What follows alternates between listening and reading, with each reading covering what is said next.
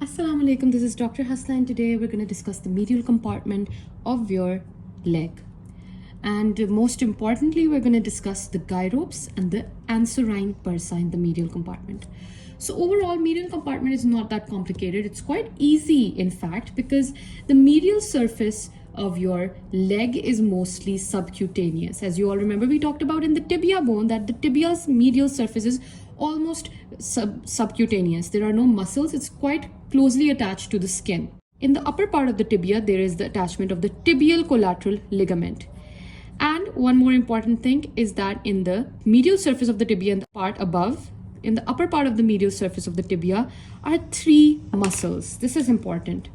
The sartorius, then the gracilis, and then the semitendinosus. Apart from that, the medial compartment also contains superficially the great saphenous vein, and in front of the great saphenous vein lies your saphenous nerve. We've already studied these two structures. Let's begin the discussion of the gyrops, the Sgs muscles, and the Ansarine Bursa.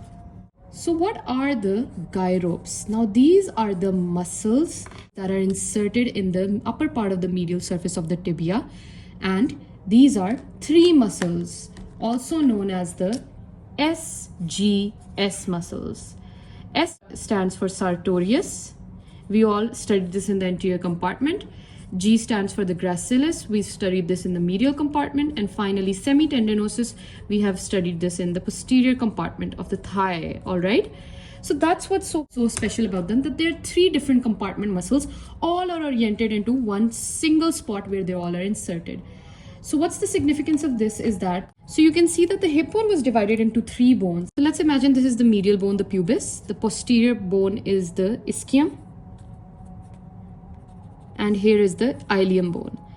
And quite interestingly, all of these muscles come from a different part of the hip bone.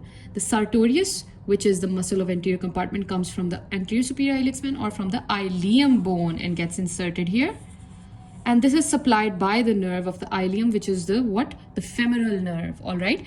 Then we have the gracilis, which basically arises from the pubis and gets inserted here. This is supplied by the nerve of the pubis or the obturator nerve. And finally, the ischiotuberosity gives the origin to the semitendinosus, which also gets inserted into the medial surface, upper part of the tibia. So you can see that the three different parts of the hip bone, three different compartments with three different nerves, the three different muscles are all oriented to one insertion spot. It is just like a tent is being anchored to one spot. Above, it is spread out all over the hip bone. However, there is one part where it is completely, their insertion is confined to. Hence, they are known as the gyrops or the Sgs muscles. Apart from this, the gyrops are basically surrounded by a very important bursa. This is known as the Ansarine Bursa. This is a very complicated bursa in the shape of a distorted H. All these muscles are basically separated from one another via this bursa.